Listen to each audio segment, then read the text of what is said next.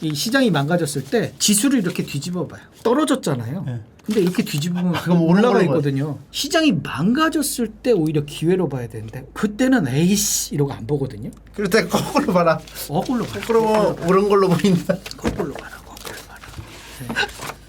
네. 거꾸로 봐라.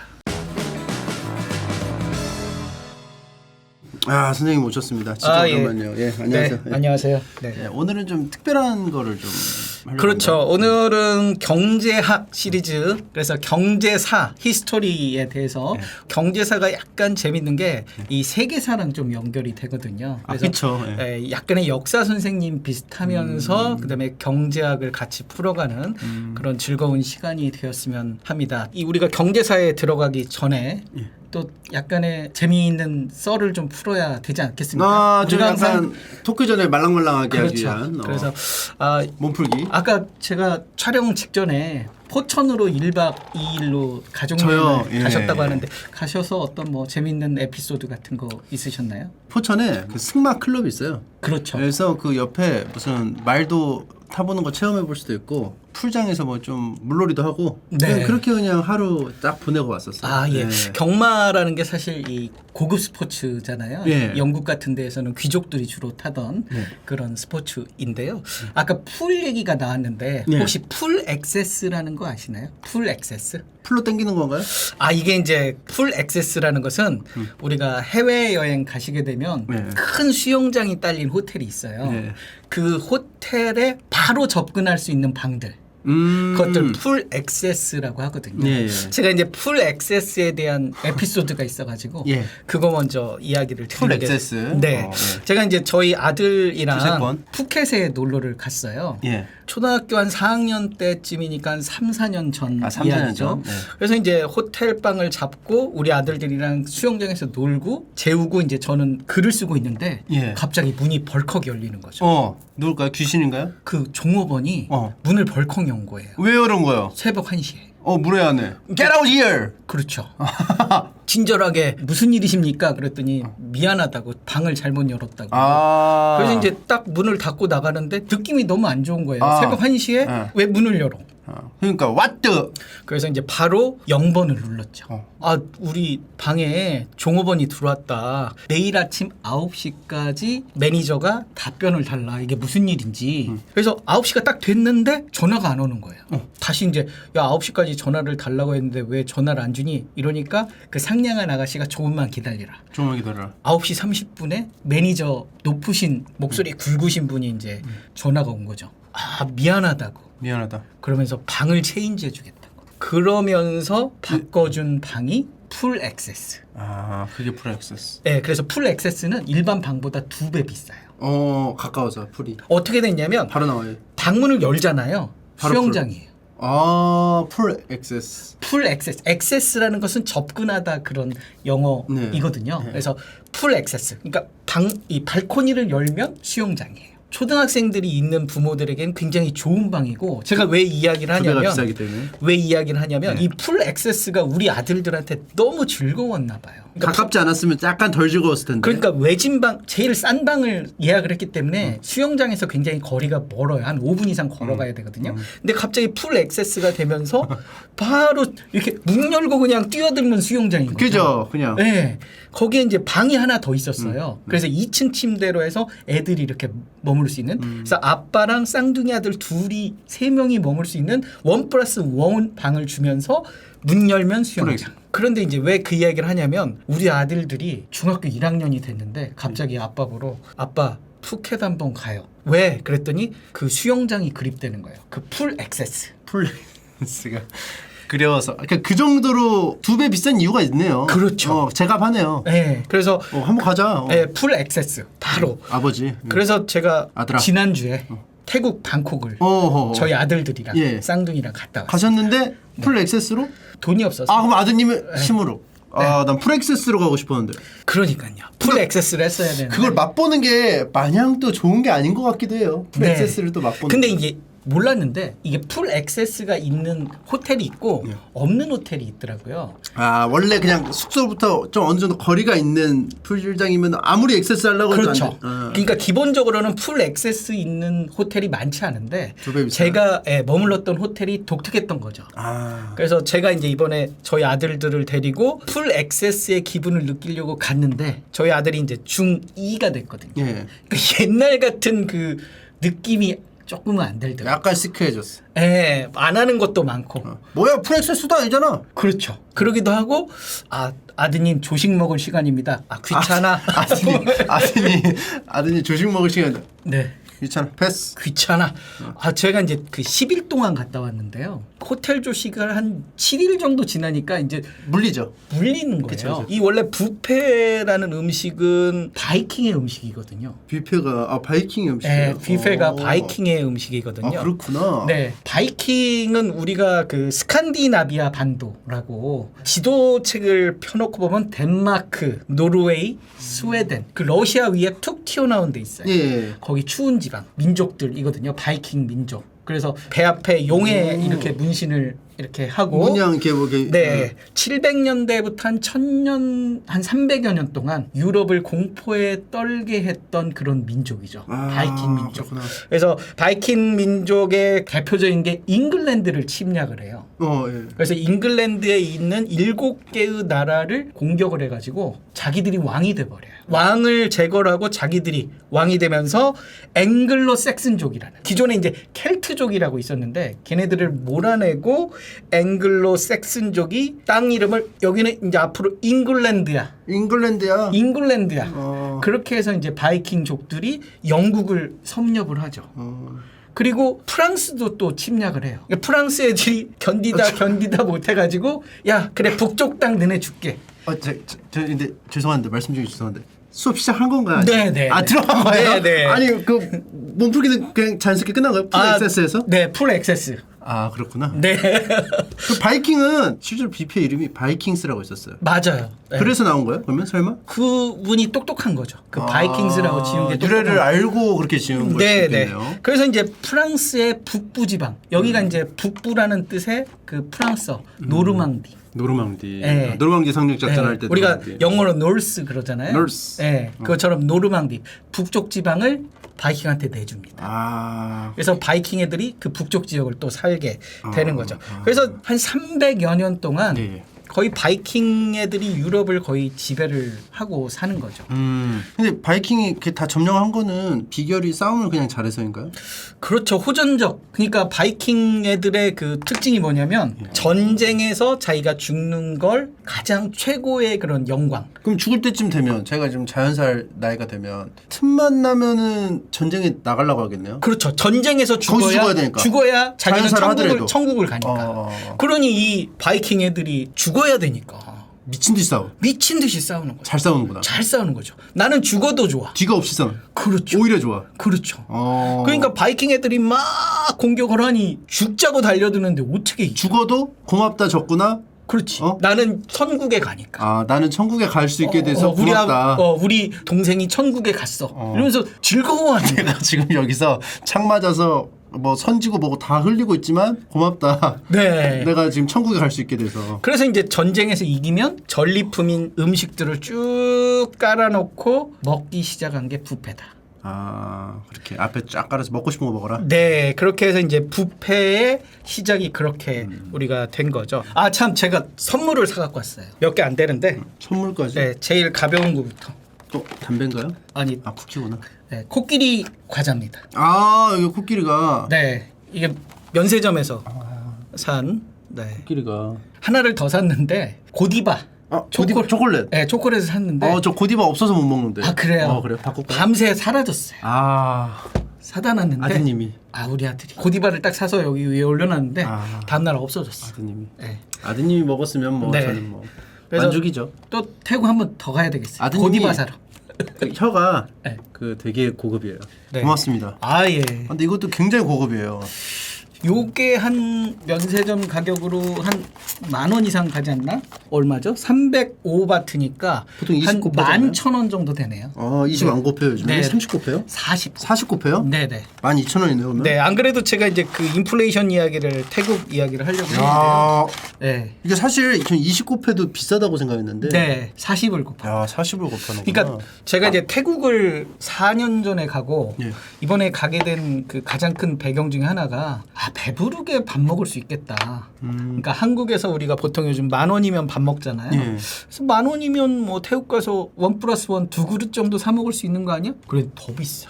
만 원이면 과자 먹어. 네. 저희가 호텔에서 샌드위치를 시켰는데 샌드위치가 25,000원이더라고요. 그 정도면은 가게 부셔야 되는 거 아니에요? 그래서 결국 샌드위치를 3개를 못 사 먹겠더라고요. 네. 가격이 너무 비싸가지고. 여기서 이제 첫 번째 선물이 끝났고요. 두 번째 선물. 감사합니다 이거. 잘 네. 먹겠습니다. 또 있어요? 와, 그럼 고디바가 있었으면 선물 3개 있었네요. 4개가 있었죠. 또 있어요 이거. 네네. 저는 이제 취미 중에 하나가 해당 국가를 가면 별다방에 들려서 그런 취미가 있으세요? 네네. 저희 집에 이렇게 한 20-30개 정도의 별다방 컵이 있어요. 그 젊은 여자들 취미인데 굉장히 그 고상하시네요. 예. 그래서 무조건 저는 해외에 나가면 그 별다방에 가서 별다방의 로고가 찍힌 컵을 사오거든요. 이게 근데 이제 인기예요. 왜냐면 네. 말씀하신 것처럼 각 나라에서만 파는 게 있어서. 네네. 근데 이거를 저 주시면 어떻게 해요? 모으시는데? 따로 또 사셨어요? 저도 있어요. 네. 여기 보면은 스타벅스 이렇게 앞에 써 있습니다. 스타벅스 커피 방콕 타일랜드. 스타벅스 지수라고 아세요? 빅맥 지수처럼. 그렇죠. 빅맥 세계에 다 지수처럼. 있으니까. 그렇죠. 그래서 세계 각국의 스타벅스의 가격을 비교해서 그 나라의 물가 수준을 얘기하는데 태국의 스타벅스 가격보다 한국이 쌉니다. 그 정도예요. 네, 신기하더라고요. 저 아들한테 그 자바치 프라푸치노를 사줬는데 이렇게 아드님 되게 그 초콜릿을 좋아하시네. 예. 그래서 저 고디바가 없어진 거죠. 네. 고디바가. 네. 그래서 자바치 프라푸치노가 맞잖아요. 11,000원인가 그러더라고요. 비싸다. 근데 우리나라 이 별다방에서는 11,000원까지는 안 가는 걸로 제가 알고 있어요. 8,000원 하는 그렇죠. 7,000원? 네. 그러니까 더 비싸더라고요. 5,800원 한대요. 6,500원? 그럼 제 아들이 뭔가 좀 사이즈를 키웠군요. 그란데 뭐 이렇게 했나 보죠. 네. 아드님이. 샷 추가하고 뭐 그랬나 보죠. 그래도 2배일 리는 없어 태국이 아무리 그래도. 그런가요? 아무튼 이제 비싸더라고요. 기본적으로 커피값도 조금 더 비싼 것 같고 그래서 물가 수준이 우리나라보다 태국의 물가 수준이 더 올라갔다. 그러니까 인플레이션이라고 하잖아요. 물가 상승. 물가 상승이 일어나면 후진국이 더 물가 상승률이 더 크게 일어나게 되어 있거든요. 그러니까 지금 우리나라보다 태국의 물가 상승률이 더 높아졌구나라는 게 좀 안타깝더라고요. 여기에 고디바였으면 더 환상적이었을 텐데. 제가 한번 해외 한번 다시 갔다 올게요. 근데 또 아드님이 드셨으니까. 뭐 아드님 이것도 아드님이 이거 다 먹어도 드셔도 네. 사실. 이거 제가 묵고 있는 호텔에서 팔더라고요. 그래요. 네. 근데 제 선물까지 챙기시려면 선물을 얼마나 많이 사오셨어야 됐다는 거예요? 그렇게 많이 사진 않았습니다. 트렁크 하나 다 필요하셨을 것 같은데. 너무 이쁘네요. 네. 너무 귀엽다. 끼리코. 네. 이 미술 하시는 분이니까 이런 선물들이 괜찮지 않을까라고 생각이 들어서. 다 이렇게 그렸네요. 네, 네. 수작업이네요. 네. 이렇게 큰 것도 있고. 이렇게 큰 것도 팔더라고요. 사람 크기만한 거. 이렇게 이만한 거. 네. 전 큰 걸 좋아하는데. 근데 이거를 알겠습니다. 제가 다음에 아니. 해상 운송으로.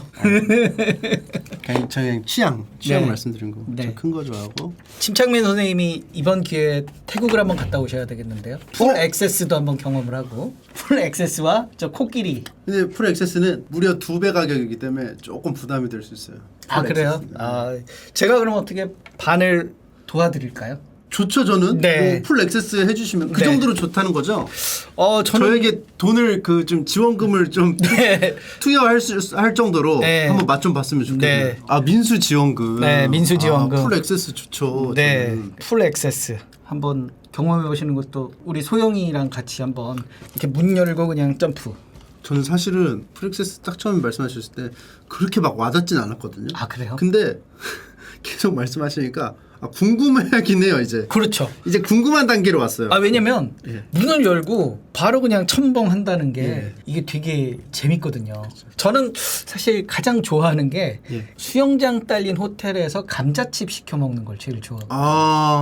감자칩. 예, 감자칩 시켜 먹는. 네. 감자칩 맛있죠. 감자칩이 프렌치 프라이라고 하잖아요. 예. 영어로. 벨기에 사람들이 싫어하잖아요. 그렇죠. 사실은 이게 프랑스 게 시키라고. 아니고 벨기에 거죠. 그런데 왜 이게 프렌치 프라이가 됐느냐? 미국 애들이 벨기에 1차 대전 때 상륙을 하면서 그 사람들이 이렇게 감자칩을 먹는 거 보고 이거는 프랑스의 감자칩이다.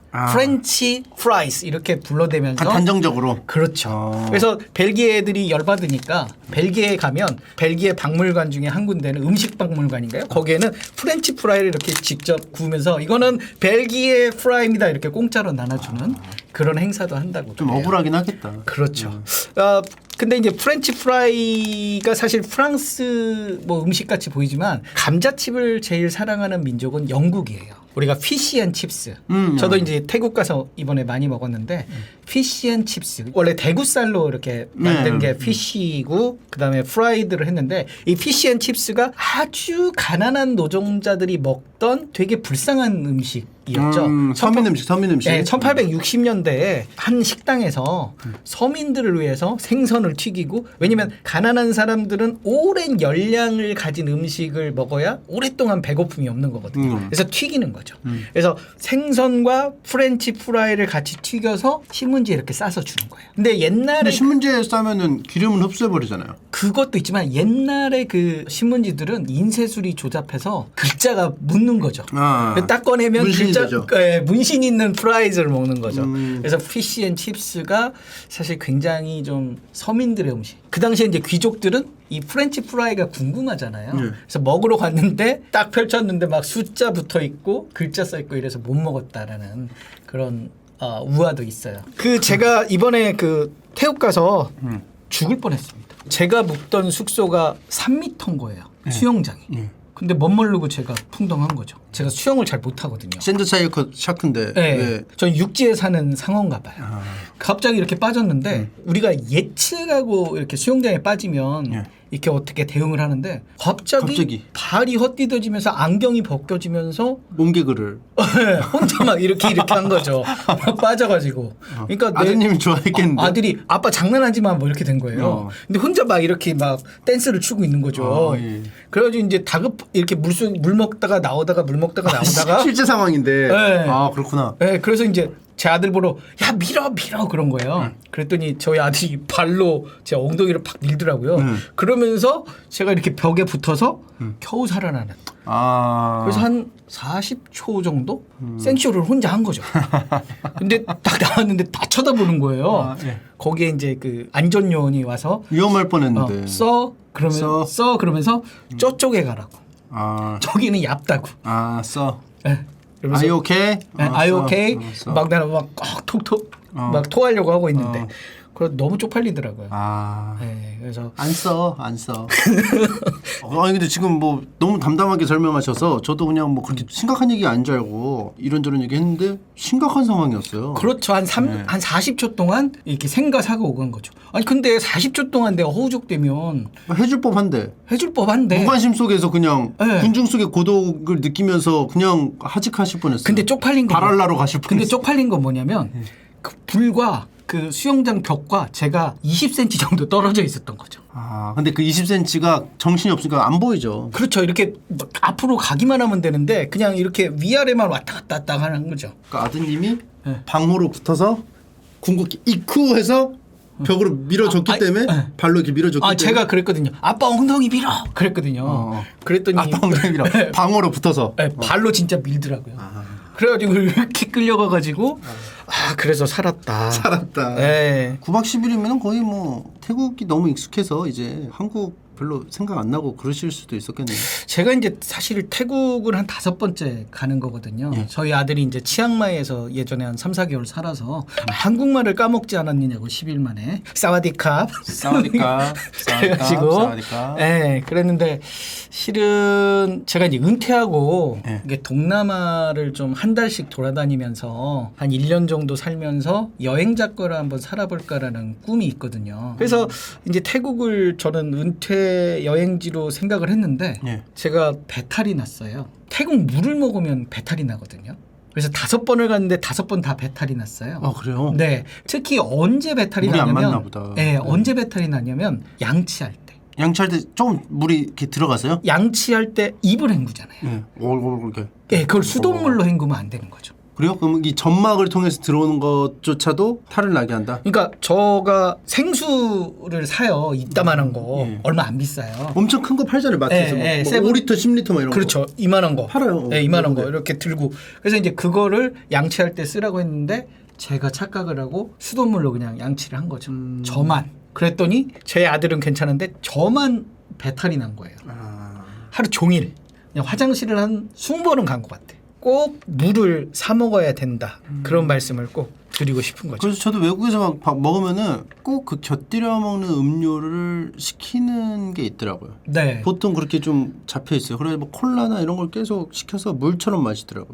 아, 예, 그렇죠. 여기서 이제 또 콜라 이야기를 또 한번 해볼까요? 콜라. 콜라가 또 준비가 아, 콜라. 콜라가 맨 처음에 마약 음료였어요. 불법이었어요? 그러니까 그 당시 법에는 이 코카인이 불법이 아니었어요. 아 코카인이 들어가서 코크예요? 그렇죠. 코카인 음료인 거죠. 코카콜라가. 그래서 1863년에 마리아니 와인이라는 게 탄생을 해요. 그게 뭐냐면 코카인 와인이에요. 프랑스에서 출시를 했는데요. 예. 이거의 이제 짝퉁이에요. 그러다 보니까 1886년에 미국의 약제사가 짝퉁 와인을 만드는 거예요. 그래서 코카잎이랑 코카나무 열매 추출물에 설탕하고 탄산수하고 카페인을 결합해서 프렌치 코카인, 그러니까 유럽의 코카인 와인을 본따서 프렌치 코카 와인이라는 걸 만드는데 예. 이게 미국에서 만들었는데 애틀란타 법에 금주령이 내린 거예요. 술을 판매를 못하게 한 거예요. 예. 그러다 보니까 어떻게? 술을 빼고 탄산수를 잔뜩 집어넣고 여기에 카페인 함량을 5배나 올려가지고 코카콜라라고 나오게 된 거죠. 금주령 때문에 나온 거야? 그렇죠. 코카콜라가 사실 마약 그래서 카페인이 음료죠. 아, 네. 왜냐면 술만 뺐지 코카잎이랑 그런 건 계속 넣은 거잖아요. 그러다 1903년에 이제 법으로 코카인을 금지시키면서 코카콜라에 코카인이 빠진. 코카콜라가 미군 부대에 엄청난 호응을 받아요. 전쟁이 나고 할 때는 예. 코카콜라 판매량의 3분의 1이 미국 군대가 사가요. 아. 그리고 지금 코카콜라를 가장 사랑하는 사람 중에 하나가 워렌 버핏 선생이에요. 워렌 버핏 선생님은 하루에 코카콜라 한 병을 마시지 않으면 안 되는. 그래서 1일 1일 코카콜라 하시는 적어도. 그래서 워렌 버핏 선생님의 주식 사셨나? 아침은 맥도날드에서 그 모닝 세트와 코카콜라를 먹는 게 워렌 버핏 선생님의 건강 유지 비결이라고 밝히기도 했어요. 아, 약 파는 것 같은데요? 아, 그래서 그분이 이제 그 아침에 약은 약이죠, 말. 아침에 조식 세트를 주식 시장이 좋으면 비싼 거 먹고 주식 시장이 폭락하면 제일 싼 거 먹고 그렇게 지금 90몇 세까지 버텨오신 거죠. 그런데 이 워렌 버핏 선생님이 코카콜라 주식을 사놨다는 거죠. 그게 2달러 뭐 이 정도 될 거예요. 예. 그게 80년대에 샀으니까 예. 그런데 지금 배당을 거의 2달러를 줘요. 그러니까 산 거만큼 배당을 받고 있는 거죠. 워렌 버핏 선생님이 코카콜라를 살 때는 코카콜라는 모든 사람들이 먹는다. 그래서 이 코카콜라는 가격 경쟁력이 있다. 그래서 이 가격 경쟁력을 경제적 해자라고 그래요. 이 말은 워렌 버핏 선생님이 한 거예요. 해자가 뭐냐면 옛날에 중세시대 성을 보면 성이 이렇게 있잖아요. 예. 근데 성을 이렇게 침략하려고 하는데 예. 가운데 뭐가 있어요? 물. 물이 있잖아요. 이게 해자예요. 아. 우물. 이렇게 못 오게. 못 오게. 이렇게 내려야만 하잖아요. 그쵸. 그래서 이 해자, 경제적 해자를 갖고 있는 게 뭐냐면 가격 경쟁력을 갖고 있는 거예요. 예를 들면 원재료 가격이 올랐어. 나 코카콜라 가격 올릴 거야. 이렇게 올릴 수 있는 가격 경쟁력. 그리고 독점이에요. 독과점이에요. 독과점. 우리 코카콜라 또 다른 뭐 코카콜라 나와도 우리 코카콜라만 먹잖아. 이러면서 어떤 독과점적이고 가격 경쟁력을 가지고 이렇게 하는 그 경제적 해자라고 하는데 워렌 버핏 선생님은 그런 경제적 해자가 있는 종목을 장기간 보유하는 거예요. 몇십 년간 안 팔고. 말 그대로 배짱 장사할 수 있는. 그렇죠. 그래서 이 코카콜라 주식을 사서 한동안 코카콜라 주식이 더럽게 안 올랐어요. 예. 그래도 꾸준하게 갖고 있었고 지금은 산 가격만큼 배당을 받는데 코카콜라는 매년 배당금이 올라요. 그러다 보니까 워렌 버핏 선생이 지금은 산 거보다 배당금을 더 받는. 그래서 우리가 이런 경제적 해자가 있는 종목들을 장기간 보유해야 된다라는 거를 워렌 버핏 선생님이 실천을 해주고 있는 거죠. 트위치 방송에서 가장 해자가 있는 방송이 우리 침착맨 방송이 아닌가. 왜죠? 아니 일단 우리 침착맨 선생님을 대체할 수 있는 캐릭터가 없지 않느냐라는 생각이 첫 번째 들고요. 두 번째로는 이 꾸준함, 독특한 개성 이런 부분들이 강한 어필을 해주지 않느냐. 그래서 경제적 해자가 있다. 이 앞에는 우물이 크게 있어서 누구든지 침범할 수가 없다. 저는 이렇게 강조를 드리고 싶습니다. 지금 이 해자 안에 선생님과 저 단 둘이네요. 그렇죠. 해자를 제가 넘어왔네요. 넘어오셨네요. 죄송합니다. 문을 내려서. 네네. 이분 이쯤에서 우리가 또 환타가 궁금하잖아요. 코카콜라는 얘기했으니까. 환타 궁금하죠. 환타. 1939년에 독일하고 이 미국하고 돌아올 수 없는 세계 2차 대전이 벌어집니다. 네. 그러면서 미국에서 왜 우리가 독일에 코카콜라 원액을 줘? 줄 수가 없다라고 선언을 합니다.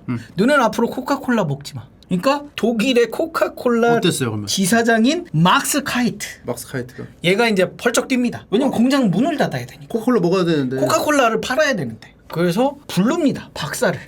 야 코카콜라를 대체할 걸 만들어봐. 그러니까 치즈 찌꺼기. 치즈 찌꺼기. 치즈 찌꺼기. 코카콜라 대체할 걸 해봐. 그러니까 치즈 찌꺼기를 줬어요. 치즈 찌꺼기. 그다음에 사과술 키더라고 그 약간 식초 맛이 나는 그런 독일 술들이 있거든요. 독일 와인인데 저도 먹어봤는데 이거를 빚고 남은 찌꺼기. 찌꺼기. 여기에 과일 주스를 탑니다. 찌꺼기에 과일 주스. 탄산가스와 이걸 섞어서 만듭니다. 얘 이름은 판타지예요. 판타지. 판타지. 환상. 판타지. 찌꺼기를 묶어서 판타지를 만듭니다. 진짜 환상이네 환상. 근데 판타지가 너무 이름이 길어. 그래서 앞에 판타가 됐구나. TG를 줄이고 판타가 된 거죠. 판타. 이걸 보고 히틀러가 놀라 자빠졌습니다. 너무 맛있다. 우리도 코카콜라를 능가하는 음료를 만들었다. 독일군에게 환타를 지급하라. 그래서 독일군들이 환타를 엄청나게 먹습니다. 총통이 지급. 이렇게 인기를 끌게 되고 2차 세계대전이 끝나죠. 1960년도에 코카콜라가 환타를 인수합니다. 그래서 지금은 코카콜라가 만드는 제품이 하나가 되는 거죠. 환타. 아이러니하게도 시작이 코카콜라 때문에 만들어지게 됐고 그렇죠. 그것도 그 코카콜라에서 좀 사가고 인수해를 해버리고. 그렇죠. 네. 그 옛날에 이런 말도 있었어요. 코카콜라 원액을 비밀리에 지금 하고 있다. 뭐 2명 말고 있다. 뭐 그런 그래서 얘기 있죠. 뭐 비행기도 따로 타야 되고 뭐 그렇다. 시장 생존자. 근데 실제로는 코카콜라의 원액은 이미 공개가 다 됐답니다. 예. 다만 그 비율이 어떤지 이런 것만 조금 비밀에 붙여진 것 같아요. 그래서 코카콜라가 전 세계적으로 음료가 된 가장 큰 배경에는 미국 군인들이 이 코카콜라를 굉장히 배급받으면서 그러면서 그게 이제 뭐 오키나와라든지 우리나라라든지 이런 데에 퍼지고 필리핀이라든지 퍼지고 이렇게 하면서 사실 미국 군인들이 그 코카콜라를 전 세계에 퍼뜨린 그런 감이 없지 않아요. 사실 우리 그 오늘 경제사지만 전쟁이 되게 중요해요. 전쟁이 세계의 어떤 경제에 일으키는 그런 혁신 그리고 어떤 발전 이런 거에 있는데요. 첫 번째로 우리가 통조림 나폴레옹이 나폴레옹. 사실 프랑스는 유럽을 지배해 본 적이 없어요. 만년 2인자예요. 2인자 항상. 만년 2인자. 그런데 유일하게 나폴레옹이 가장 위협적인 유럽에 그러니까 영국하고 러시아를 제외하고 다 차지했었거든요. 근데 나폴레옹이 황제가 되고 나서 맨 처음 시킨 일이 뭐냐면 병참. 전쟁에서 가장 중요한 건 밥을 굶기지 않는 거다. 여기서 잠깐 얘기를 하자면 일본에 유명한 장군이 있었는데 이 장군이 1944년에 전쟁을 2차 세계대전 확대를 하면서 동남아 쪽에 군인을 몇만 명을 이렇게 보내요. 예. 그러면서 음식이나 이런 준비를 하나도 안 한 거죠. 왜냐? 일본 사람은 채식주의자다. 근데 거기 널린 게 풀이다. 대충 풀 잘라가지고 이렇게 먹고 하면 된다. 아, 그러니까 잔디 잘라서 파전에 먹어라. 그렇지 뭐 이렇게 오코노미야끼. 뭐 여기 이렇게 잘라서 이렇게 먹으면 되는 거 아니냐? 파로 오코노미야끼 해 먹어라. 네, 그러니까 그냥 보낸 거예요. 왜냐하면 이 미국 군대가 맞나 이게? 이 바다에 이렇게 다 이렇게 진입해 있으니까 병참을 보내면 폭 나가고 보내면 보급선을 차단시켰어요. 보급선이 끊기니까. 안정적이지가 않아요. 그러니까 육로로 해갖고 이렇게 보냈단 말이에요. 그런데 3만 명이 굶어 죽어요. 풀이 독초가 많은 거예요. 그래서 독초를 먹고 죽고 뭐 이랬잖아요. 예. 그래서 이제 전쟁이 끝나고 이 사람이 이제 장군이니까 전범이에요. 예. 전범 상당수가 이렇게 사형을 당했거든요. 예. 근데 얘는 사형을 안 받았어요. 무능해서. 오히려 도와줬다 우리를. 네, 우리를 도와준 애다. 저도 이제 삼국지 게임을 하다 보면은 네. 상대방 군주가 뭐 유선 이런 애가 잡히면 풀어줘요. 풀어주면은 걔가 이제 또 병력을 2만 명씩 끌고 나와요. 그럼 갈아먹기 좋아가지고 풀어줍니다. 그런 느낌으로 좀 봐줬다고 보면 될까요? 네, 그러니까 하도 멍청하니까 3만 명을 죽였잖아요. 굶어 죽였잖아요. 그러니까 무능해서 살아나는. 무능해서. 그래서 전쟁에서 가장 중요한 게 이 병참. 나폴레옹이 딱 황제가 되자마자 야 우리 전쟁을 일으켜야 돼. 러시아에 가야 되는데 이 요리를 오랫동안 복원할 걸 좀 만들어 봐라. 전투식량. 네, 전투식량. 그래서 만든 게 병조림이에요. 아, 병으로 만든 통조림. 그렇죠. 이렇게 생겼죠. 이렇게 예. 요런 데에 집어넣습니다. 이렇게 집어넣어요. 넓은 데에 넣은 다음에 코르크마개로 막습니다. 그리고는 이거를 끓여요. 소독하는 거죠. 예. 그렇게 해서 물에 살균해서 보급을 했는데 그 보급을 받은 이후로 전쟁에서 그냥 이겨버립니다. 왜냐면 이거를 가지고 탁탁탁 치면 되니까. 요걸로 네. 좀 아껴놨다가 네. 보급이 안 되면 까먹고. 그렇죠. 아니면 뭐 현지에서 조달하고. 네. 그렇게 해서 나폴레옹 황제의 군대들이 연전연승을 하게 되고 우리가 이제 요즘 하는 그런 철제 통조림은 영국에서 이제 그 후에 만들었고요. 1870년대에 미국의 윌리엄 라이만이라는 사람이 통조림 따개. 그때 이제 만들어서 그러니까 그 전까지는 통조림을 이렇게 이제 막 줘도 못 먹는 그런 상황들이 발생이 되는 거죠. 그래서 따개가 이제 1870년도에 만들어졌다. 우리가 이제 대항해 시대, 그러니까 시대. 중세 시대 저는 이제 우리 경제학사의 가장 큰 획을 그으신 분이 콜럼부스예요. 네, 콜럼부스가 1492년 인도인 줄 알고 미국에 도착했잖아요. 그렇죠. 그래서 지구는 둥그니까 서쪽으로 가면 인도로 갈 것이다. 인도로 갈 것이다. 근데 서쪽으로 가다가 미국에 딱 부딪혔잖아요. 그렇죠. 그래서 이제 미국에서 여러 가지 이 재료들을 옥수수라든지 감자라든지 이런 것들을 가지고 이제 귀국을 하고 뭐 이런 상황이 되잖아요. 그래서 이 대항해 시대 상당히 멋있어 보이잖아요. 이렇게 바다를 헤쳐나가면서 막 대양을 향해서 모험도 떠나고. 그런데 선원들 서로 안 하려고. 선원들. 왜냐하면 뭐 위험하니까. 첫 번째로는 물이 없어요. 물이. 그러니까 물을 떠가지고 가면 녹조물이 돼. 이게 보관이 안 돼. 보관이 안 돼. 이걸 먹으면 이제 배탈 나는 거예요. 그렇죠. 근데 끓여 먹는다는 생각도 이제 얘네들이 좀 짧고. 그 당시에는 의술도 좀 약하니까. 그러니까 이제 물 먹다가 죽는 거예요. 그러니까 아무도 안 하니까 어떻게 하냐면 죄수, 사형수, 죽을래 배 탈래. 그럼 배 타는 거예요. 배 타고 가다 죽는 거예요. 배 타면 배탈 나는데. 배 타고 배탈 나는데. 그래서 배탈인가 보다.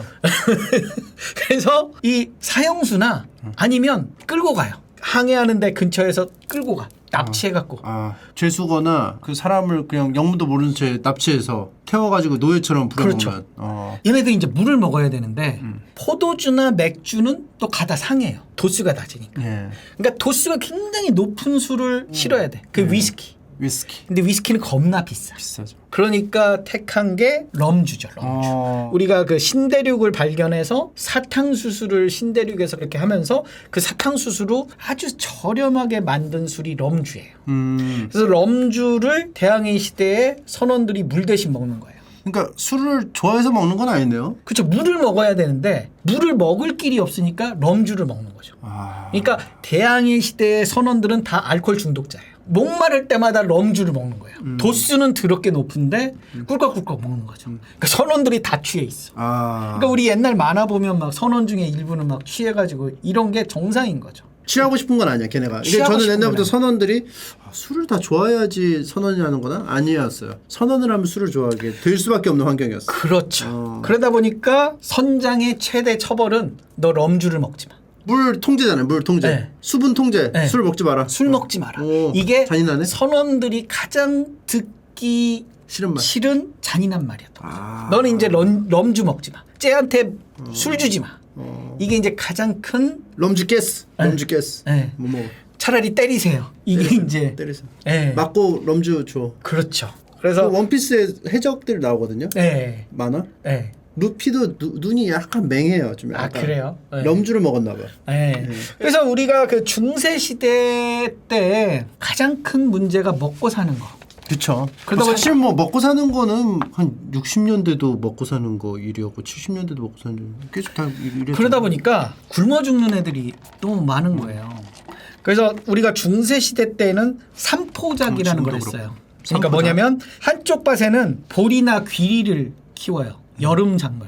그리고 한쪽에는 밀을 가을 작물. 그리고 한쪽은 놀려요. 왜냐면 밀이 생산성이 낮기 때문에 좀 놀려야 돼. 그래야 이게 지력을 회복해서 다시 밀농사를 지을 수 있거든요. 엄청나게 빨아먹나 봐요. 그렇죠. 그러니까 그 노는 데에는 가축을 풀어놔. 양이나 뭐 이런 휴경 그런 걸 하는 거죠. 그래서 밀가루가 맛있구나. 그래서 이 빨아먹어서. 생산력이 되게 떨어지는 거죠. 그래서 중세 시대 때는 땅을 많이 가진 자 그리고 비옥한 토지를 많이 가진 자가 권세를 가지는 생산력이 있으니까. 예, 그거를 이제 장원 시대라고 하는데 이렇게 영주 침착맨이라는 영주가 있고 그다음에 최고민수라는 기사가 있고 최고민 선생님이 영주죠. 아이 영주 하셔야죠. 제가 기사하고. 여기 경제적 해자가 있으시잖아요. 그러니까 성에 이렇게 성주가 말 안 듣는 농민들을 컨트롤하기 위해서 기사를 두고 네. 대부분의 농노들은 세금을 바치는 거죠.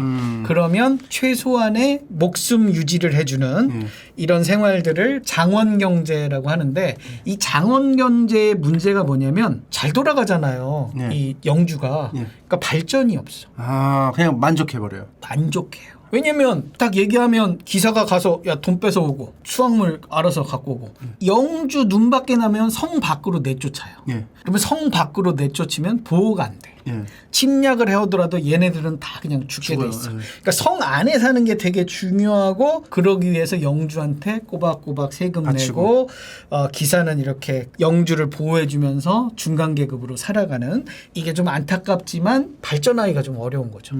노동력이 되게 싸고 그러니 뭐 영주는 마음 편하고 그러니까 이게 중세시대 때 장원제도 하에서 유럽이 중국보다 잘 살 이유가 없는 거죠. 식량은 부족하고 그래서 영주가 농작물로 호화 생활을 한다고 하지만 엔터테인먼트가 없어.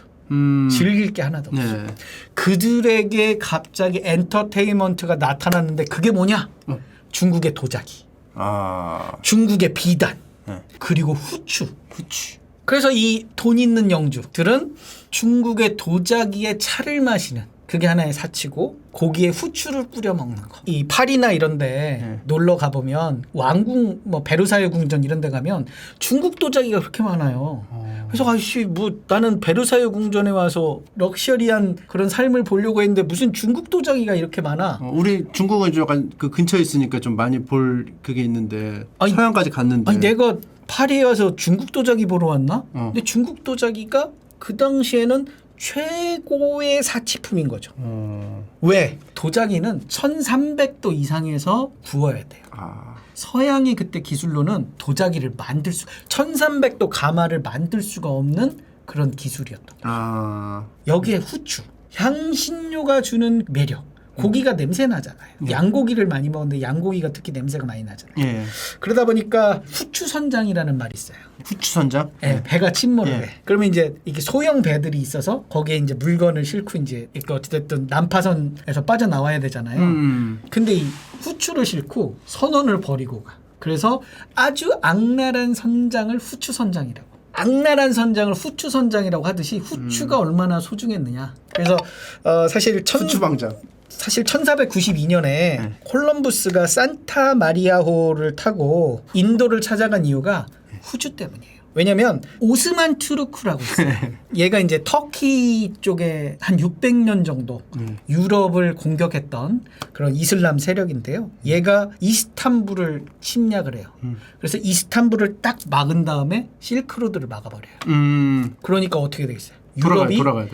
갑자기 후추 가격이 폭등을 하는 거예요. 너무나도 폭등을 하는 거예요. 사실 안 먹으면 되는데 사실은. 근데 그걸 또 먹어야겠다고 이제. 근데 영주는 부자잖아요. 예를 들면 1,000원에 샀는데 10,000원이더라도 먹고 싶잖아.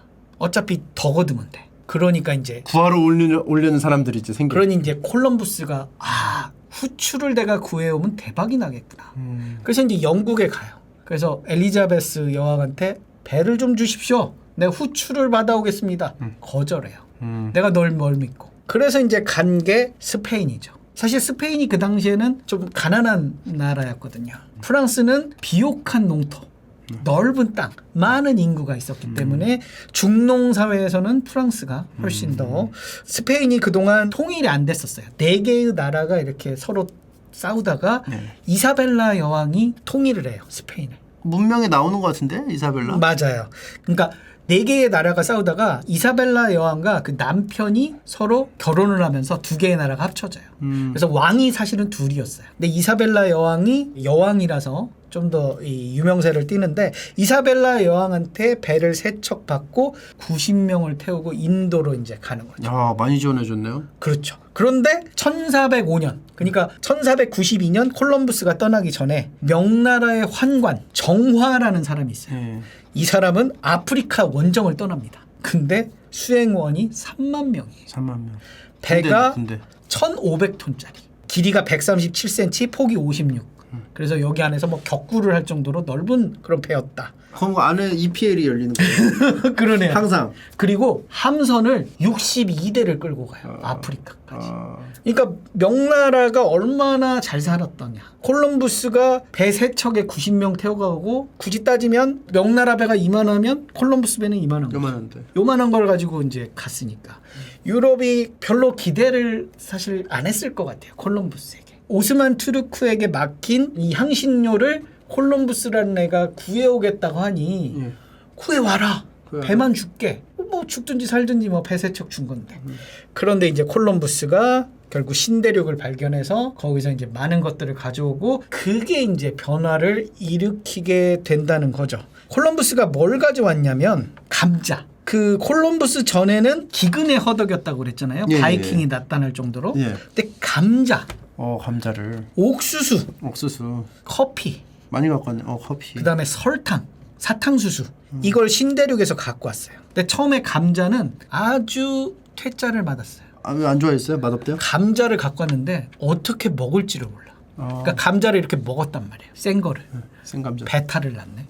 그 감자를 좀 있어요. 그 감자를 또 햇빛에 나눴겠죠. 그러니까 푸르스름한 감자를 먹고 야 이따위 것을 어떻게 가까와 팍 던졌겠죠. 거기 원주민들은 먹었을 거예요. 그러니까 원주민들은 먹었는데 먹는 방법을 안 갖고 왔구나. 그렇죠. 고구마는 근데 깎아도 맛있잖아요. 달짝지근하니. 그래서 고구마는 환대를 받았어. 근데 감자는 어떻게 먹을지를 모르고 삶아 먹는다는 걸 생각을 못한 거죠. 다 생으로만 먹는 줄 알고. 그래서 감자가 한동안 인기가 없는데 감자를 이제 실질적으로 재배를 하다 보니까 인구가 폭발적으로 늘게 돼요. 식량이 많이 생겨서. 그래서 인구가 이제 늘고 감자 옥수수가 식량난을 해결해주고 그러면서 서양이 동양을 이제 앞서가는 계기가 되는 거죠. 그리고 여기에 중요한 게 금과 은, 귀금속들을 신대륙에서 가져오기 시작해요. 그러면서 화폐량이 증가하는 거예요.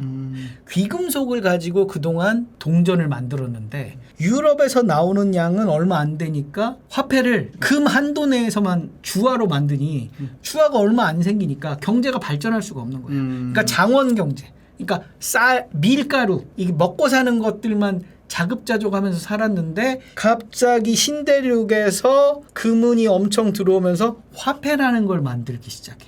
그러니까 이제 토지, 곡물 이게 중요한 게 아니라 화폐. 그래서 이제 산업혁명이 아니고 상업혁명이 일어나게 돼요.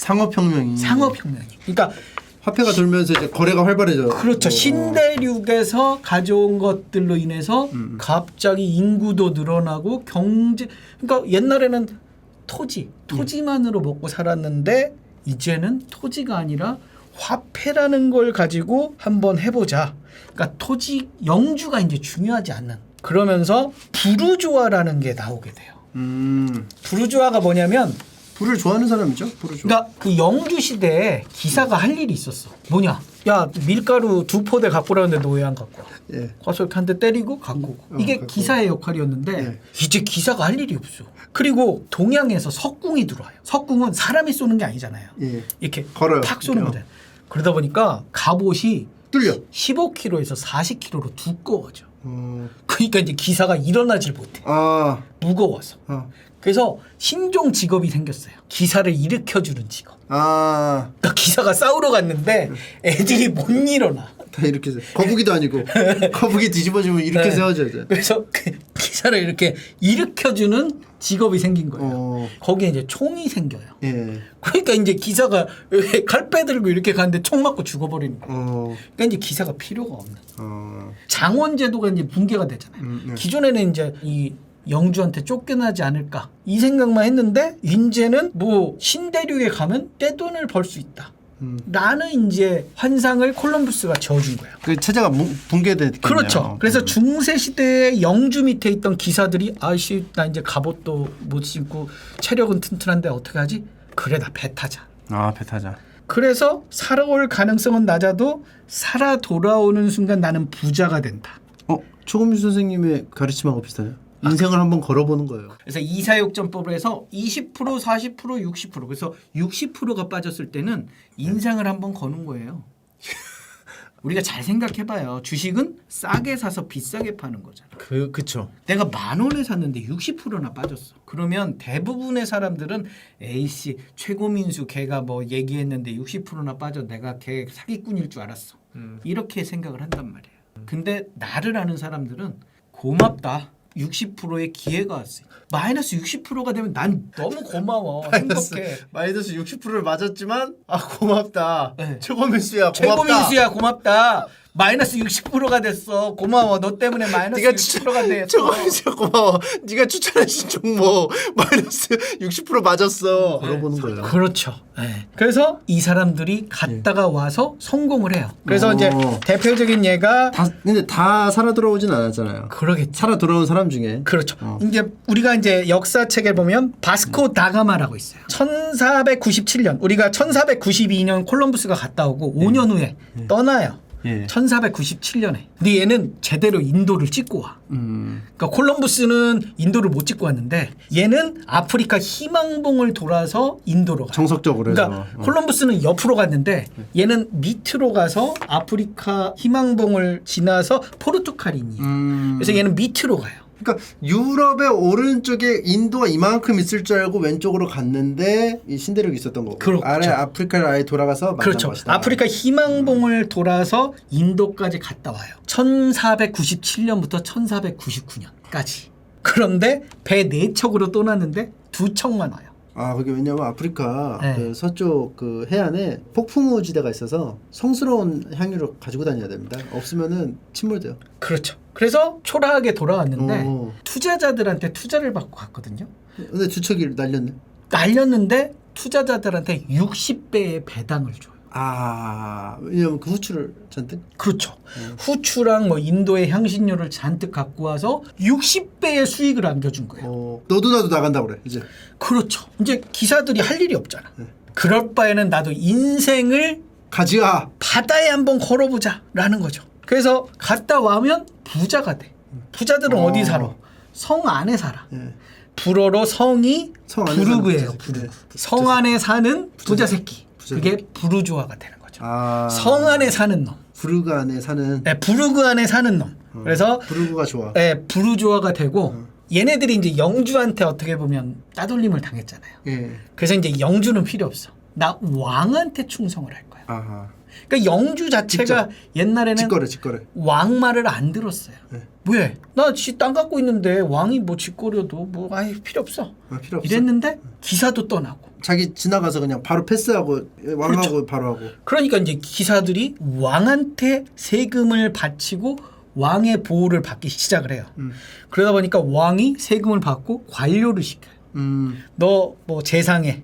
너 뭐해. 그러면서 관료제가 이제 촥촥촥촥촥 생겨요. 그러다 보니까 중앙 집권제, 왕권이 강화가 되고 그러면서 왕이 교황을 이기는 그런 세상이 이제 도는 거죠. 중세시대 때는 이 영주들이 왕은 제끼고 교황한테 매달렸거든요. 근데 이제 교황의 권위가 점점 떨어지고 이 농업국가에서 상업국가 그 근간에는 신대륙을 발견해서 떼돈을 벌어보자라는 것들. 그래서 스페인이 맨 처음 이사벨라 여왕이 콜럼부스를 보내고 아까 바스코 다가마도 포르투갈인이잖아요. 맨 먼저 얘네들이 하면서 1500년대 그러니까 16세기죠. 스페인이 세상을 지배를 해요. 그러니까 거기서 들어온 여러 가지 향신료와 금, 은을 통해서 경제가 발전하고 그거를 스페인의 무적함대로 일으키면서 1500년대에는 농업부국 프랑스를 물리치고 어떤 중상주의 스페인 상업이 최고다. 1등 국가가 됐어요. 1등 국가인 스페인이 세상의 중심에 서게 되는 그런 현상이 1500년대 16세기에 이제 스페인이 발달이 된 거죠. 카탈리나 에란초. 그렇죠. 그 당시에 중국은 뭐 하고 있었느냐? 중국 뭐 하고 있었을까요? 명나라 시대 만력제라는 황제가 예. 집권 초기에 장거정이라는 명재상을 앉혀요. 이적 노래 아니에요? 장거정? 아 그래요? 네. 그래서 장거정. 장거정이 1조 편법이라는 역사상 유명한 법 체계를 만들어요. 세금 체계. 1조 편법이 뭐냐면 편법. 각종 세금은 토지세에 근거한다. 토지를 가진 사람한테 세금을 내라. 세금은 모두 은으로 받아라. 그래서 은이 명나라의 중심이 되는 거죠. 그 명나라 정부에서는 은을 엄청나게 보유하고 있었긴 해요. 은으로 받으니까. 근데 은이 부족했어요. 이 부분을 해결한 게 신대륙이에요. 멕시코에서 출항한 배가 필리핀을 거쳐서 중국에 도착을 해요. 예. 그러면 은을 퍼요. 그리고 비단과 도자기와 향신료를 들고 유럽에 가요. 그러니까 이게 중개무역이 된 거죠. 그러니까 유럽에서는 금과 은이 안 나오는데 식민지 아메리카에서는 은이 나오는 거죠. 그래서 은을 가지고 중국으로 일단 가요. 유럽에서의 그 교환 비율보다 중국에서의 은의 가치가 굉장히 높은 거죠. 왜? 1조 편법 때문에.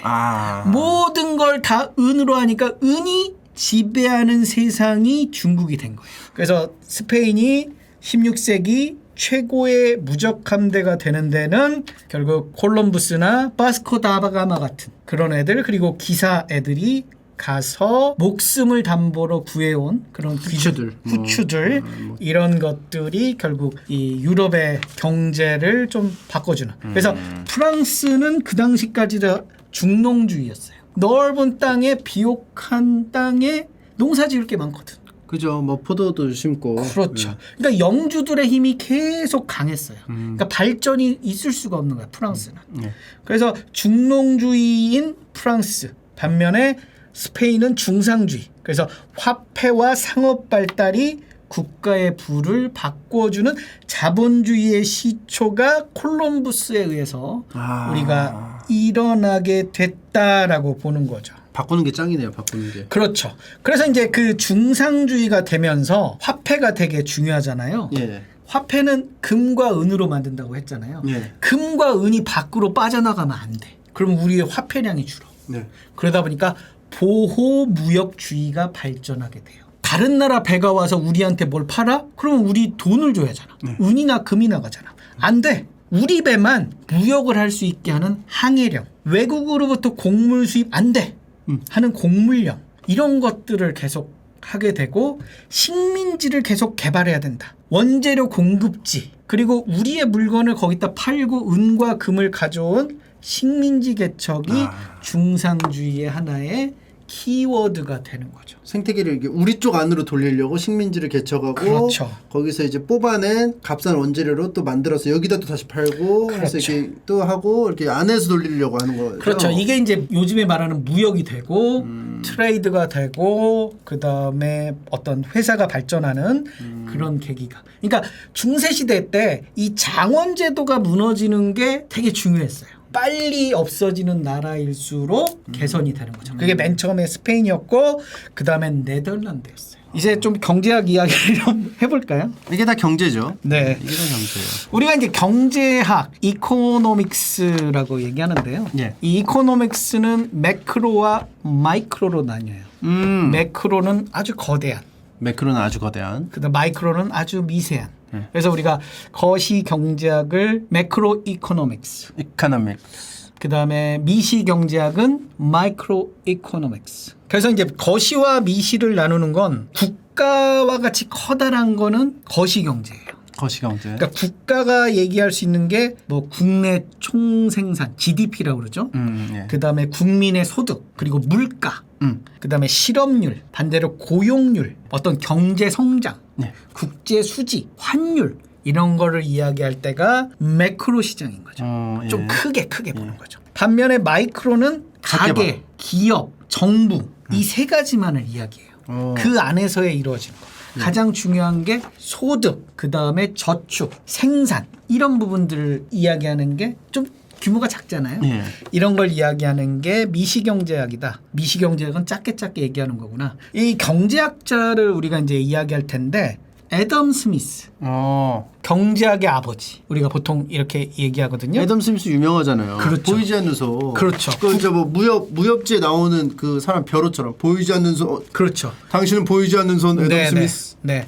이 보이지 않는 손에 의해서 인비저블 핸드라고 하는데요. 인비저블 핸드. 네, 그래서 이 보이지 않는 손을 이야기한 애덤 스미스의 그런 학문이 미시경제학이다. 음. 그 사람 시대에 이게 나라를 뛰어넘는 생각들을 못했을 거예요. 네. 그러니까 우리나라라고 하면 영국이에요. 예. 그 당시에 17세기에 영국이 왜 세계 최고가 됐는가? 예. 라는 거를 설명하면서 발전한 게 이 미시경제학. 그리고 이제 1900년대를 넘어서서 대공황 시대에 대공황을 어떻게 해결할 것인가를 놓고 설명을 하다 보니 그게 케인즈예요. 예. 케인즈의 어떤 철학 이런 것들을 다룬 게 거시경제학이다. 이렇게 우리가 크게 이야기를 하겠어요. 예. 그래서 오늘 우리가 경제학사에서 가장 중요한 게 여러분들은 애덤 스미스냐 아니면 케인즈이냐. 예. 애덤 스미스는 방임해요. 모든 경제를. 냅둬라. 냅둬라. 자연스럽게. 냅둬라. 냅두면 알아서 잘 굴러간다. 케인즈는 아니다. 정부가 강력하게 나서서 컨트롤해야 된다. 애들은 빡빡하게 이렇게 해가지고 돌려야 된다. 학원으로 뺑뺑이 학원도. 돌려야 된다. 학원도 좀 보내야 된다. 네. 그러니까 우리 아들은 안 시켜도 알아서 공부해. 이게 애덤 스미스. 부모가 모범을 보이면 알아서 따라하게 돼 있다. 그렇지. 애덤 스미스의 자유 방임은 그래 언젠간 돌아오는데 돌아오기 전에 우린 죽어. 라는 게 케인즈의 이야기예요. 기다리다 보니까 우리 죽네? 로테이션 이게 네. 제자리 잡기까지는 오래 걸린다. 오래 걸려. 바로 그냥 정부가 나서서 다 해야 돼. 이게 케인즈의 이론이에요. 다른 얘기를 좀 해볼까요? 1929년 블랙 먼데이가 옵니다. 그러니까 대공황의 시작은 네. 이 블랙 먼데이에서 왔어요. 블랙헤드 같은 건가요? 이제 블랙이라는 말을 쓰거든요. 주식시장에서 무언가 충격을 받으면 뭐 블랙 먼데이, 블랙 프라이데이, 뭐 블랙 웬즈데이. 블랙 프라이데이는 알아요. 아 그래요? 예. 네. 1929년 10월 24일에 폭락을 하는 거죠. 목요일에. 그래서 주식시장에 폭락을 하고 그해 8월 388.70 다우지수가 3년 후 1932년 7월에 41포인트까지 거의 10분의 1로 폭락을 하게 되는 거죠. 다운해요, 다운. 네. 그리고 1930년에 400만 명의 실업자가 2년 후에 1,300명까지. 야, 1,300만 명. 말이 안 되는데요. 네. 1,300만 명이면 엄청난 숫자예요. 4인 가족 기준이면 5,200만 명이 굶고 있는 거거든요. 너무 많죠. 많죠. 우리 대한민국 인구보다 더 많은 사람들이 실업자 삶을 사는 거죠. 미국에서. 그래서 실업자들이 너무 넘쳐나고 GNP도 폭락을 하고 그래서 미국이 케인즈의 얘기를 들어서 근본이제를 포기를 하게 되는 겁니다. 사실 케인즈의 의견을 가장 잘 들었던 애들이 독일하고 이탈리아예요. 걔네들이 미리 근본이제도 포기하고 그래서 1차 세계대전의 패전국들이 갑자기 되살아나면서 2차 세계대전을 일으키고 납니다. 2차 세계대전을 통해서 미국이 GDP 대비 200% 넘게 돈을 풉니다. 예. 막 풀면서 그 후에 영광의 30년을 맞이하는 거죠. 그래서 영광의 30년 동안 고성장과 고임금과 저물가 세계 그래서 세계 2차 대전 후에 한 70년대까지 굉장히 잘 사는 미국이 세계 시장을 이끄는 그런 상황들이 오게 되는 거죠. 그런데 이 문제점이 발생됩니다. 어떤 문제점이 있을까요? 정부가 이제 돈을 막 풀어대니까 결국 적자가 너무 누적되는 거예요. 네. 돈을 막 찍어내고 네. 그리고 인플레이션이 너무 많이 이 물가 상승이 너무 많이 돼요. 돈 막 풀어내니까 돈이 돈 같지 않고 그러다 1970년대에 오일 쇼크가 발생이 되는 거죠. 그래서 이제 오일 쇼크는 공급 부분, 그러니까 원자재 가격이 급등을 하게 되는 거죠. 그러면서 공급 부분에 충격이 났어요. 이때에 케인즈의 활동이 아무런 영향이 없다라고 보는 거죠. 오일 쇼크가 원자재 가격이 폭등하는 거잖아요. 네. 유가가 폭등을 하고 석유는 모든 생산품의 기본이고요. 그러다 보니까 생산 비용이 증가되고 생산 비용이 증가하니까 소비가 줄어들고 공급이 축소되고 어떤 불황이잖아요. 불황인 상황에서 케인즈는 정부의 재정 지출을 확대하라고 하거든요. 그래서 토목공사도 하고 뭐 돈도 풀고 하는데 했어요. 그런데 돈을 푸니까 오히려 인플레이션만 일어나는. 그러니까 불황인데 인플레이션이 일어나는. 안 좋은 것만 생겼나요? 결국 스태그플레이션이 일어나는. 스태그플레이션은 정부가 할 수 있는 일이 아무것도. 그럼 어떻게 해야 돼요? 스테고사우루스는? 그래서 이제 이 케인즈의 어떤 공급 정책도 만능은 아니다. 만능은 아니다라는 이제 그런 얘기가 이거 어떻게 나오면서 이겨냈나요, 이거를? 그러면서 시카고 학파가 탄생이 된 거죠. 시카고 학파는 내버려둬라. 다시 그 애덤 스미스의 그거를 좀 약간 개량해서 네, 그래서 공기업을 민영화하고 감세 정책을 하고 금산 분리 완화를 하고 노동시장 유연화. 약간의 이제 애덤 스미스보다는 조금 더 복잡한 그런 이야기를 하는데 기본적으로는 비즈니스 프렌들리. 시장에 내버려둬라. 시장 개입을 적게 하고 민간과 어떤 시장의 자유활동을 중시해라. 라는 이야기. 보이지 않는 손의 좀 연장선상으로 이렇게 신자유주의가 가게 되는 거죠. 결국 이 시카고 학파가 또 한동안 또 인기를 얻게 되는 겁니다. 그 다음부터는 이제 시카고 학파와 케인즈 학파의 이론들이 경우에 따라서 왔다 갔다 펭귄 효과라는 게 있어요. 펭귄 효과는 좀 약간 뚱뚱해지는 건가요? 펭귄 효과는 한 사람이 특정 제품을 구입하면 나머지 사람도 그 제품을 앞다퉈 사는 거죠. 군중 심리죠. 띠부실. 띠부실? 포켓몬빵? 그렇죠. 포켓몬빵 사실 띠부실 어떻게 보면 웃긴 거잖아요. 띠부실이 뭐라고 그 힐링된다고 막 사 모으고 이 편의점에 줄 서서 사고 그 SPC 삼립이 그 띠부실 효과로 매출이 크게 늘고 주가 상승이 이어졌거든요. 여기서 재밌는 게 있어요.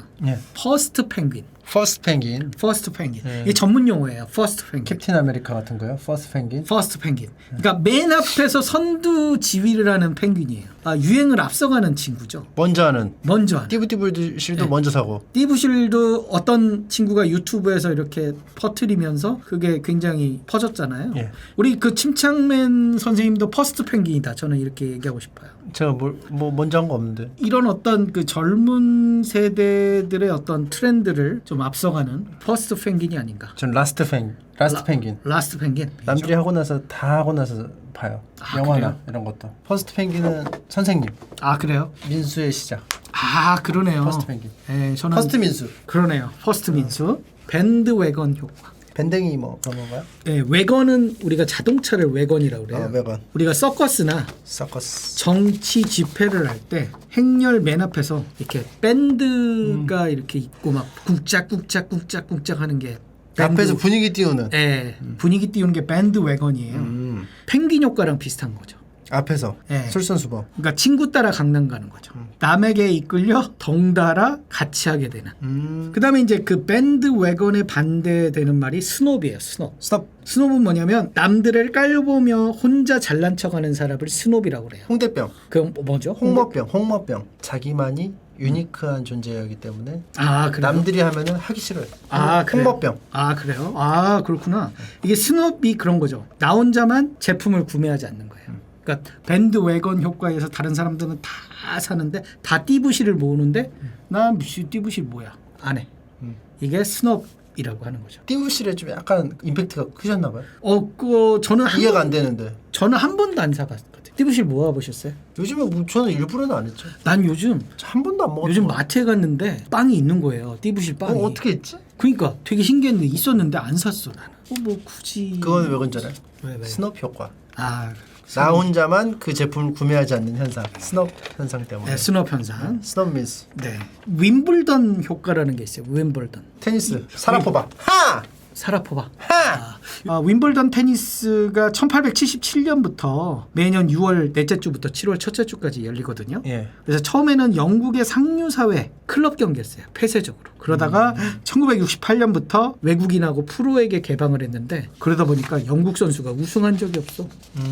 그래서 윈블던 효과는 뭐냐면 영국이 자본시장이 제일 먼저 발달을 했잖아요. 예. 그런데 영국이 자본시장을 개방을 했는데 영국에 있는 금융기관들이 다 외국 자본에게 다 뺏겼어요. 개방하고 나서 저 터지는 걸 뜻해요? 그렇죠. 윈블던 효과. 내 안방을 내줬는데 내 안방이 다른 놈들에게 뺏기는 거. 개방을 하고 나서 저 털리는 효과. 윈블던 효과. 윈블던 효과. 예를 들면 이 침착맨에 왔는데 오히려 제가 더 많이 떠들고 이러면 이게 윈블던 효과가 돼버리는 거죠. 개방을 죄송합니다. 했더니 네, 죄송합니다. 선생님한테 개방을 했더니 선생님이 저를 막 좁히는 효과. 윈블던 효과. 윈블던 민수. 네. 빅스 지수를 하고 또 오늘은 마무리를 하는 게 빅. 빅스. 주식 시장이 지수가 내릴 때 빅스 지수는 올라갑니다.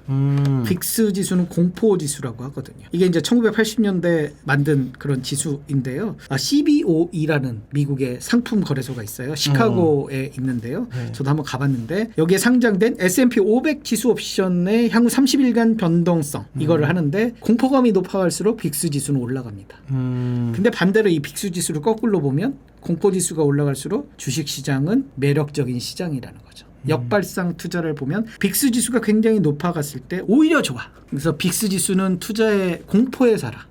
우리가 보통 그렇게 이야기하는데 이 빅스 지수의 수치가 굉장히 높아졌을 때 오히려 우리는 저점 매수 관점으로 접근을 해보자. 그래서 빅스 지수가 평균보다 좀 과하다라고 하면 겁먹지 마라. 오히려 빅스 지수가 굉장히 높을 때 오히려 공격적으로 한번 들어가라. 투자를 해야 될 때다. 그렇죠. 빅스 고맙다. 그렇죠. 고맙다.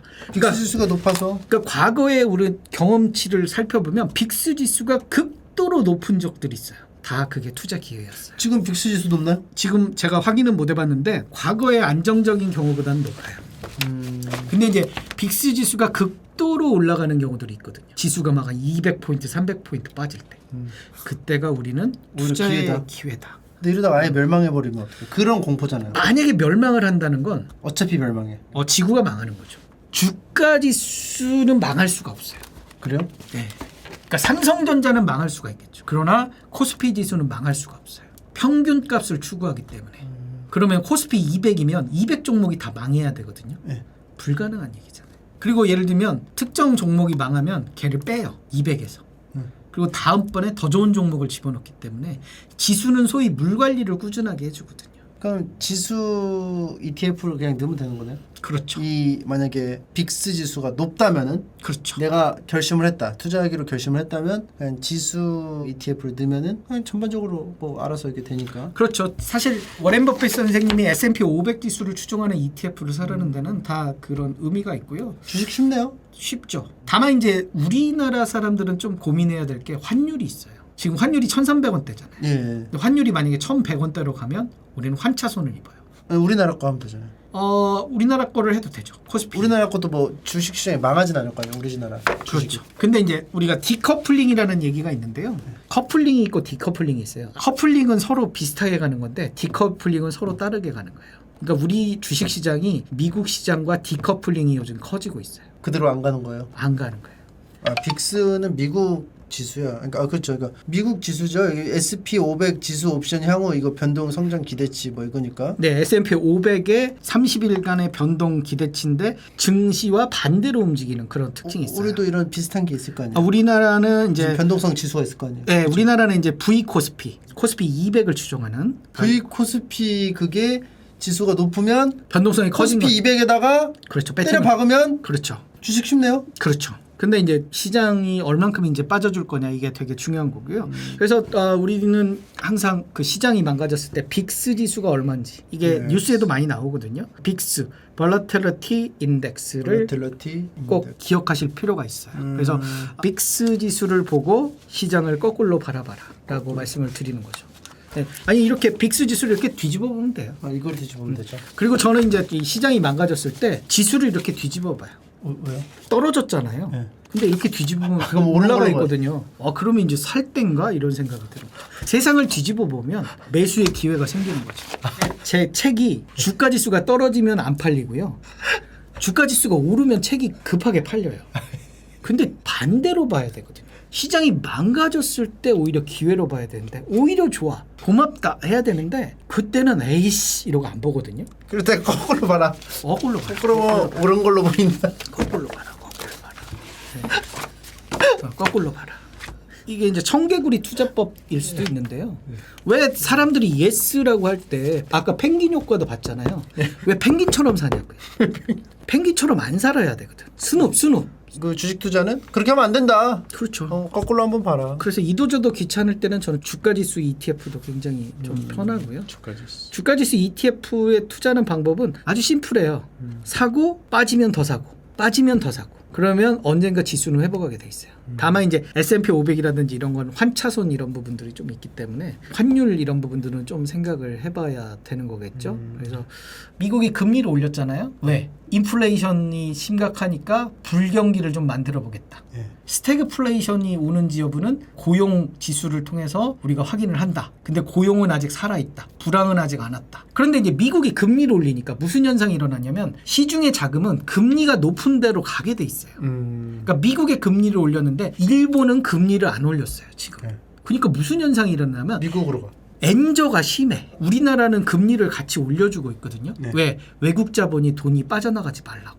이게 계속 이렇게 돈이 이렇게 빠져나가거든요. 그래도 미국의 금리가 더 좋으니까 이왕이면 우리나라 금리와 미국의 금리가 똑같으면 미국으로 간다고요. 미국 자산이 더 안전하거든. 그죠. 근데 다 빠져. 금리가 더 높아야 우리한테 오지 왜 굳이 한국에 있느냐고요. 그런데 일본은 금리를 안 올려요, 애들이. 아니 그러니까 이 빠져나가라. 엔저를 즐기는 거예요. 다 따라서 올리는 건 이유가 있잖아요. 그 돈이 빠져나가지 말라고. 근데 아니, 뭐 이런 게 있나 봐요. 수출이 엔조가. 잘 되잖아. 수출. 그러니까 일본은 기본적으로 달러가 엄청나게 많이 있어요. 달러가 빠져나가도 우리는 버틸 수 있다. 빠져나가려면 빠져나가. 오히려 좋아하는구나. 빠져나가. 엔저를. 우리는 수출할 거야. 수출할 거야. 예, 이게 수출한다. 예. 그래 미국 금리 올려. 우리는 수출할 거야. 이렇게 하면서 엔저가 지금 버티고 있는 거고요. 우리는 이제 통화가 빠져나가면 IMF 옛날에 아픔이 있잖아요. 그러니까 우리는 같이 금리를 올려가고. 그러니까 금리를 올리니까 제일 먼저 부동산이 타격을 입어요. 왜냐하면 금리가 올라갈수록 부동산을 못 사요. 그죠. 이자가 많이 올라가니까. 그죠. 그래서 부동산 가격이 지금 내려가고 그 다음에 이 금리가 올라갈수록 저축하지 누가 주식 투자를 해. 그래서 위험자산 선호 현상이 떨어져요. 그러니까 주식시장이 지금 흔들리고 있는 거예요. 그러니까 지금 주식시장의 가장 큰 키포인트는 미국이 금리를 어디까지 올릴 거며 미국이 금리를 얼마나 가파르게 올릴 거냐. 근데 미국은 고용을 보고 있는 거예요. 고용 지표가 괜찮으면 그냥 팍팍 올려버리는 거예요. 스태그플레이션이 안 왔거든. 근데 인플레이션인데 아직 고용이 잘 돼. 안정적이야. 소비가 아직 살아있어. 그러면은 금리를 계속 올리는 거야. 계속 올리는 거예요. 불황이 올 때까지. 이 고용이 꺾일 때까지. 그래서 지금 뭐 빅 스텝, 뭐 자이언트 스텝 금리를 팍팍팍 올리는 거예요. 인플레이션을 일단 잡기 위해서. 인플레이션을 누가 일으켰냐? 푸틴이 일으킨 거지. 유가가 갑자기 떠버렸잖아요. 유가 원자재가 뜨니까 다른 모든 것들이 비싸지고 그런 상황에서 이제 내릴 수 있는 결론은 일단 금리를 올려보자. 중앙은행의 기능이 통화정책과 재정정책인데 통화정책과 재정정책을 얘네들이 지금 다 하고 있는 거예요. 테이퍼링, 양적 완화라고 해서 돈을 막 국채 발행을 해서 막 그거를 팔아먹고 달러를 막 코로나19 이후에 했는데 이제는 인플레이션 때문에 안 되겠어. 돈을 못 풀겠어. 테이퍼링, 이제 돈 이렇게 팍 주는 거 줄이고 금리 올리고. 금리 팍팍. 이제 통화정책 금리를 팍팍 올려. 그러면 이제 불황이 오겠지?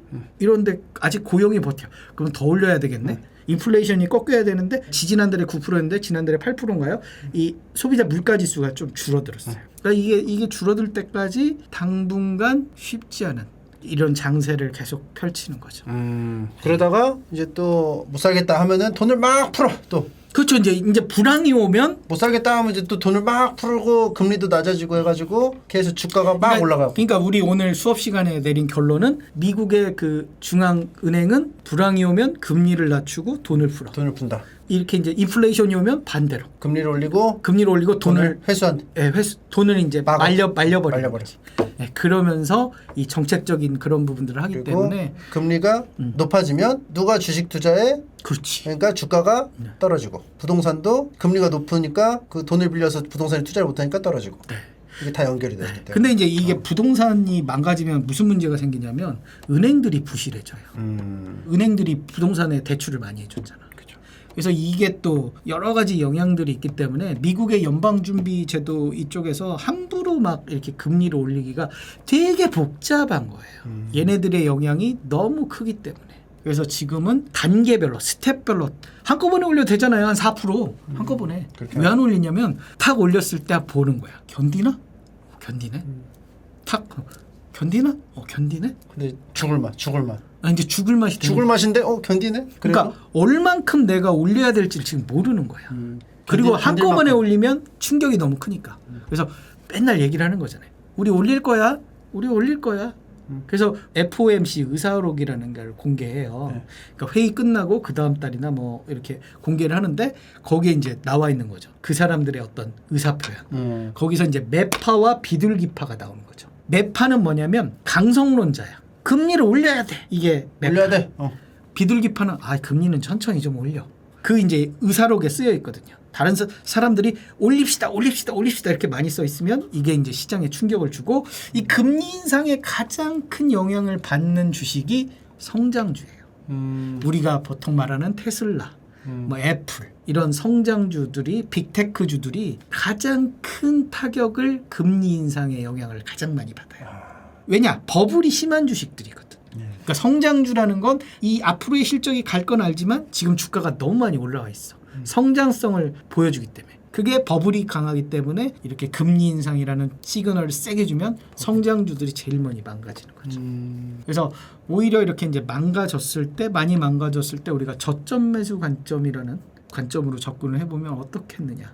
우리가 얘기를 하는 거고요. 아까 워렌 버핏 선생님이 얘기했잖아요. 네. 워렌 버핏 선생님이 가장 많이 들고 있는 주식이 애플이에요. 코카콜라 아니에요? 그러니까 코카콜라도 있는데 애플을 가장 많이 갖고 있어요. 우리가 이제 요즘 인플레이션을 살아가면서 주식 투자를 어떻게 할 것인가라는 고민들을 많이 하는데요. 저는 가장 중요한 게 가격 전가력이라고 봐요. 가격을 얼만큼 그러니까 원재료 가격 인상분을 얼만큼 전가할 수 있는가. 그게 어떻게 보면 아까 말한 경제적 해자거든요. 그런 종목들을 좀 고려해서 좀 투자할 필요가 있겠다. 어려운 말 같긴 하지만 그 가격 전가력을 가진 기업들은 약간 독과점적인 시장의 리더이긴 하거든요. 그런 시장의 리더들이 어떤 건지 이런 부분들을 좀 생각해 보면 될 것 같고요. 저 같은 경우는 이제 10년 정도 내다보고 투자를 하거든요. 10년? 10년? 그러면 선생님 60살에 팔 주식들. 환갑잔치 때 딱 기념으로 모니터 딱 띄워가지고 그때 파는 거죠? 네, 그때 이제 저 태국으로 떠나는 거죠. 네.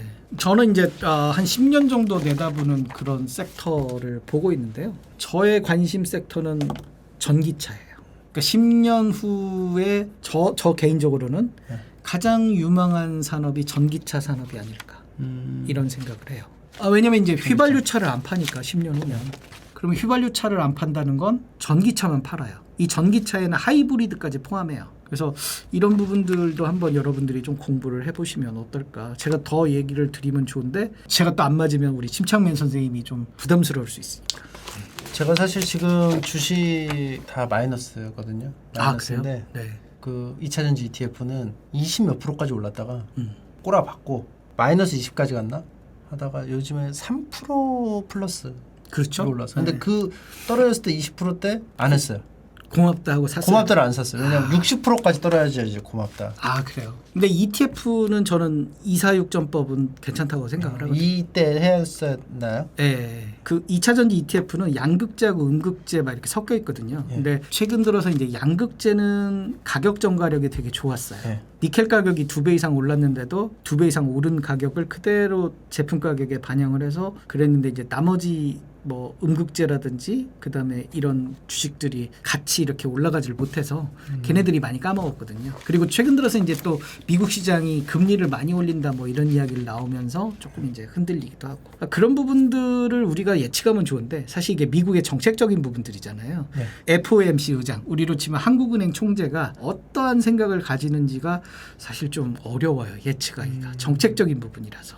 선생님 한번 전화 한번 하셔서 좀 아, 그럴까요? 의중을 물어보는 거 어떨까요? 아 좋습니다. 네. Can I speak English? 뭐 이러면서 아 Can you speak English군요. Can you speak English? 갑자기 전화해서 나 영어 할 수 있나요? 네. 갑자기 제가 이제 사실은 주식에 대한 이야기들을 더 많이 해드리고 싶은데 이게 방향이 바뀌거나 이러면 또 우리 침착맨님한테 괜히 피해를 주는 것 같아서 입이 간질간질하지만 간질간질. 네, 간질간질하지만 그거는 이제 제가 주식 방송에 나가서 얘기를 해드리는 게 좀 낫지 않을까요? 맞아요. 네. 저는 결코 포기하지 마라 이런 말씀을 드리고 싶어요. 포기하지 종목만 좋다면. 정말 좋다면. 네. 다음번에 기회가 되면 재무제표에 대해서 또 얘기를 해드리면 그게 이제 좋은 기업들을 골라서 그 기업들의 어떤 실적 이런 것들에 포커스를 두고 투자하면 좋지 않겠느냐 이런 말씀을 드려요. 입이 간질간질합니다. 간질간질. 한번 긁어주세요. 네. 제가 이제 내년도에 책이 나오면 또 많이 봐주시면 거기에 또 저의 노하우들을 담아서 10대 상 있기 때문에. 네, 그래서 또 그때 한번 불러주시면 재밌는 얘기들을 좋죠. 하면 좋을 것 같아요. 이렇게 오랜만에 와주셔서 네, 또 시간 내주시고 해서 네. 너무 감사드리고 아 예, 너무 재밌는 시간 보냈던 것 같습니다. 네, 또 다음에 네, 좋은 기회 있으면 또 같이 뭐 했으면 아 예, 너무 좋죠. 마지막으로 이 다음번에 혹여 기회가 된다면 꼭 침착맨님과 여행을 같이 가서 또 소위 여기서 참교육하라고 그러더라고요. 참교육이 뭐죠? 많이 알려주시는 건가요? 글쎄요 모르겠어요. 참교육 시켜달라고.